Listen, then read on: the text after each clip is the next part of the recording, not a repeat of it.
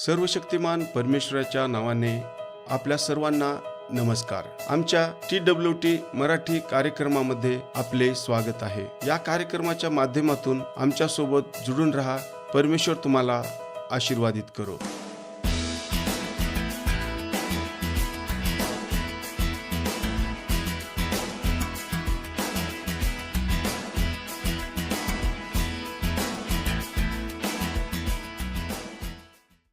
आजचे वचन अध्ययन आज्ञाधारकता. आपला देव आपल्याला सांगतो की तो आपल्याकडून आज्ञाधारकपणाची अपेक्षा करतो.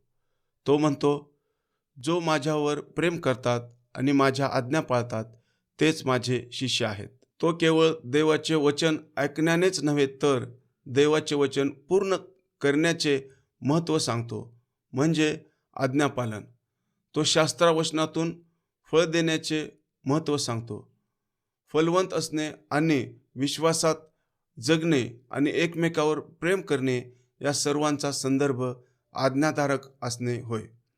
देवाला त्याच्या पुत्राद्वारे तारणाची बातमी जगापर्यंत पोहोचवायची आहे. आता देव ते वेगवेगळ्या प्रकारे करू शकला असता, परंतु त्याने त्याची मंडळी, त्याचे लोक, ज्याची त्याने सुटका केली आहे, त्यांचा वापर करण्यासाठी निवडले आहे. त्याने आम्हाला मोठ्या तारणासाठी बोलावले आहे. येशूने स्वर्गात जाण्यापूर्वीच त्याच्या मंडळीला ही आज्ञा दिली आहे. आम्हाला ते मत्ते 28:19 आढळते. म्हणून जा आणि सर्व राष्ट्रांना शिष्य बनवा, त्यांना पित्याच्या आणि पुत्राच्या आणि पवित्र आत्म्याच्या नावाने बाप्तिस्मा द्या. दुर्दैवाने बरेच लोक तिथे थांबतात, पण हा विचाराच्या वचनाचा शेवट नाही. हे वचन 20 चालू आहे. मी तुम्हाला सांगितलेल्या सर्व गोष्टीचे पालन करण्यास त्यांना शिकवा. येशू आज्ञाधारकपणा बद्दल बोलत आहे. आपल्याला केवळ देवाचे वचन ऐकणे आणि ते जाणून घेणे आवश्यक नाही, तर ते करणे देखील आवश्यक आहे. मग ते त्या सुंदर वचनाने बंद होते आणि काळाच्या शेवटपर्यंत मी तुमच्यासोबत असेन. माझी अशी भावना आहे की आपण आपला बराच वेळ लोकांच्या मनाला शिकवण्यात आणि उपदेश करण्यात घालवतो. असे लोक आहेत ज्यांना खरोखर देवाचे वचन माहीत आहे आणि ते महत्त्वाचे आहे, पण तो शेवट नाही. लोकांच्या इच्छेपर्यंत पोहोचायचे आहे.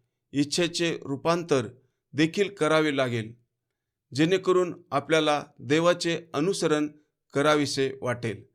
लक्षात घेण्यासारखी महत्त्वाची गोष्ट म्हणजे आज्ञाधारकपणा देवाकडून येतो. आपल्या जीवनात देवाची उपस्थिती आणि त्याची शक्ती आहे, जी आपल्याला आज्ञाधारक बनण्यास सक्षम करेल. तुम्हाला माहीत आहे की ही एक जबरदस्त संकल्पना आहे.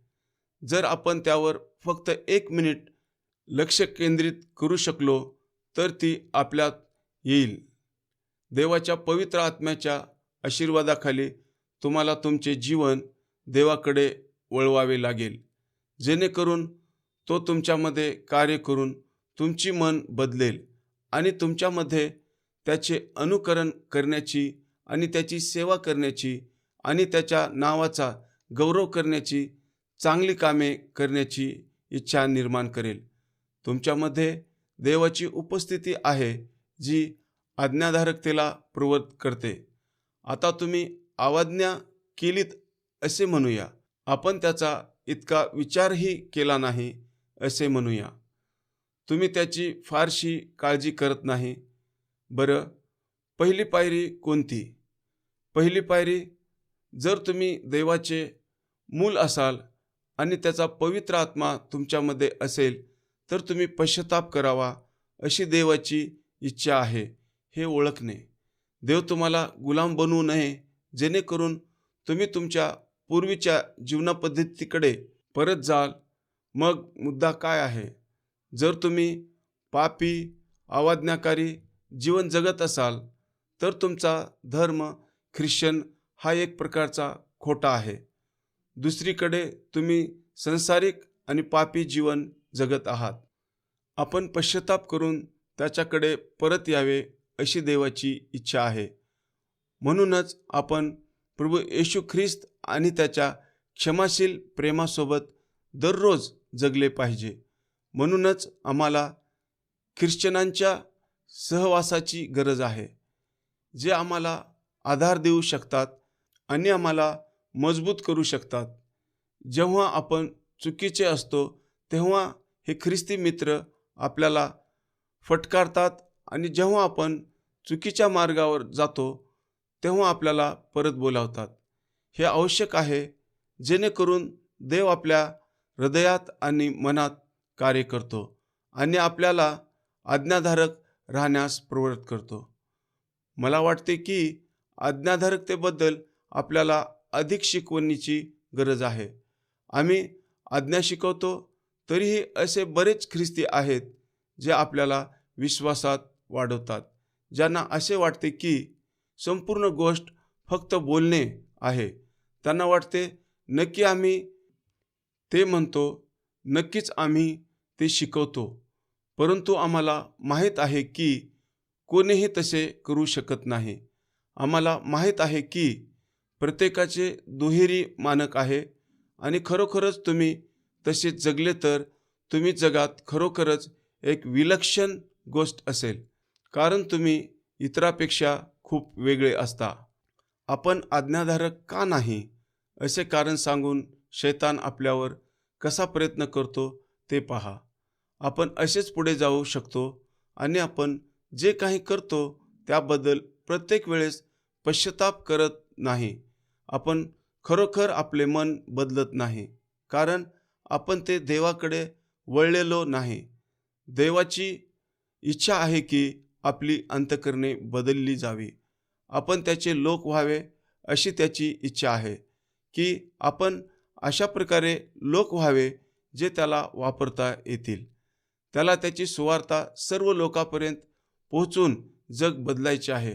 आम्हाला निर्णय घ्यायचा आहे.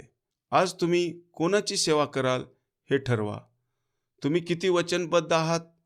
येशू नेहमी लोकांना त्याचे अनुकरण करण्यास आमंत्रित करत होता. तो त्यांना नेहमीच एक पर्याय देत असे. त्यांच्याशी बोलणारा श्रीमंत तरुण शासक आठवतो का? वचनबद्धतेमध्ये काय समाविष्ट आहे हे येशूने स्पष्ट केले. तरुण शासक दुःखी होऊन निघून गेला. वचन असे म्हणत नाही की येशू त्याच्या मागे धावला आणि वाटाघाटी करण्यास सुरुवात केली. तुम्ही अर्धवट जाण्याचा विचार कराल का? 20% कसे जायचे? नाही, तो माणूस खिन्नपणे निघून गेला. आमच्या माहितीनुसार तो कधीही प्रभूकडे परतला नाही. तुम्ही खात्री बाळगू शकता की जेव्हा देव लोकांना होय म्हणण्यास प्रवृत्त करतो तेव्हा तुमच्याकडे काहीतरी आहे. जर देवाने त्यांना बोलावले असेल, जर देवाने त्यांना प्रतिसाद देण्यास प्रवृत्त केले, तर ते देवाचे काम आहे. देव त्यांना चालवेल. देव त्यांना प्रेरणा देईल. देव त्यांना सक्षम करेल. देव त्यांचा उपयोग करेल. देव आशीर्वादित देतो. देव प्रेरणा देतो. देव सक्षम करतो.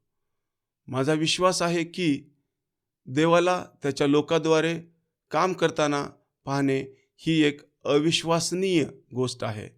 जर लोक एकत्र येऊन परमेश्वराची सेवा करण्यासाठी वचनबद्ध झाले तर देव त्यांचा उपयोग पराक्रमी मार्गाने करू शकतो. माझा विश्वास आहे की देवाला अशा प्रकारे कार्य करायचे आहे जे ख्रिश्चन चर्चला अद्याप पूर्णपणे समजले नाही. माझा विश्वास आहे की जर आपण स्वतःला वचनबद्ध केलो आणि खरोखरच एका समान ध्येयासाठी एकत्र काम केलो तर आपण देवासाठी काय करू शकतो यावर कोणतीही मर्यादा राहणार नाही. जेव्हा देव करत असतो तेव्हा त्याला मर्यादा नसते. देव सर्व काही करू शकतो. म्हणून देव तुमच्या मनात जे काही बोलत आहे किंवा करत आहे ते ऐका. पापापासून दूर जा, ते कबूल करा, पश्चाताप करा आणि देवाची क्षमा मागा. तुम्हाला माहीत आहे की तो तुमच्यावर प्रेम करतो. तो तुम्हाला आनंदी करू इच्छितो. त्याला तुमच्या हृदयात आणि तुमच्या इच्छेनुसार काम करायचे आहे. तो तुम्हाला त्याचा शिष्य बनवू इच्छितो. त्याच्या वचनासह जगापर्यंत पोहोचण्यासाठी तुम्ही भागीदार व्हावे अशी त्याची इच्छा आहे. परमेश्वर ह्या वचनाच्याद्वारे तुम्हाला आशीर्वादित करो. या आपण प्रार्थना करूया. सर्वशक्तिमान पिता परमेश्वर, आम्हाला आमच्या जीवनात जगत असताना तू आमच्यासोबत राहा.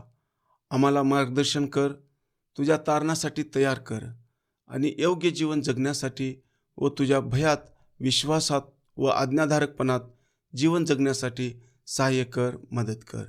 येशूच्या नावात प्रार्थना करतो म्हणून आहे. आमेन.